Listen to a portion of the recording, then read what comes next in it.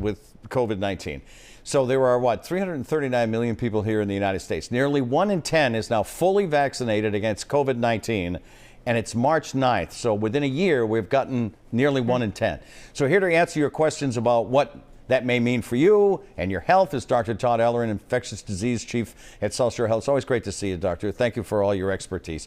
As you know, we had problems with the vaccine rollout here in Massachusetts. People were scared, frustrated. But overall, it's easy to be optimistic about some of the numbers. What is the most encouraging sign that you're seeing right now? That's right, Ed. We should be optimistic about a lot of the numbers. First of all, a reminder, peak deaths in Massachusetts were 102 in this past January. Now it's down to 40 a day. That's a 60% decrease. Peak cases were over 8,000, and they're now down to 1,425. And this is at around the time where Massachusetts is getting more and more vaccinated every day. So I think we're really headed in the right direction. Which is good, but I do have to ask this. Based on all the things you just said, we can still report that COVID-19 is still out there. Those variants are still out there. So what do you think the biggest threat right now is to this continued recovery? There's two things, Maria. I think the first is vaccine hesitancy.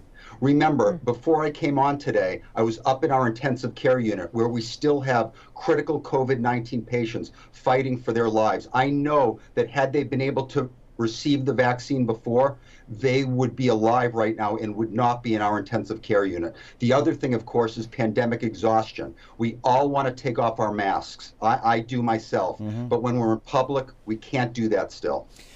Dr. Ellerin, you know, yesterday the CDC released its long-awaited guidelines supporting some new limited freedoms for people who are fully vaccinated. You can, in small gatherings, if you're in a vaccinated group, you can live without the mask. You were just talking about the mask.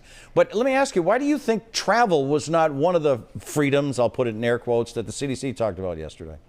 So remember what Dr. Fauci said not long ago. He said his goal is to get cases down to below 10,000 in the United States, and he wants much lower than that. We are at 68,000 right now. Let me put that into perspective. That's about where we were in our summer peak, and it's twice as much as we were last year, 1 year ago, in our spring peak. So we are not even close to where we can just, let down our guards and, take our foot off the brakes. Let's go back to that 1 year ago, and I hope you watched it. Mary Saladna looked back at that truly head-spinning week where everything was either canceled or shut down or postponed. So as an expert in infectious diseases, what was going through your mind at that time? Could you even have imagined where we're at right now? Yeah, this is a little difficult for me to look back at. It was a tough time, I'll be honest with you. I don't remember a lot of things.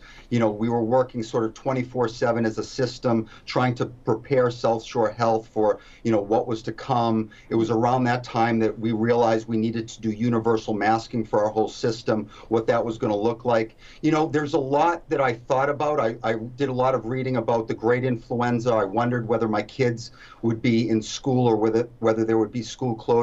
But a few things that I really underestimated was thinking that this was just going to be a bad influenza, a bad respiratory virus, and it's much more than that. And then the other part is the isolation. I knew that we would be isolated, there would be shelter-in-place guidance at some point, but I didn't think about the patients who are critically ill in the hospital not being able to see their families, that interaction. That's been some of the toughest parts about this. Well, Dr. Ellerin, A, thank you for coming on TV with us, and B, thank you for helping people get through this pandemic, because this is a pandemic of a lifetime. So thank you for everything. Great to see you. Thank you, Doctor. Be well.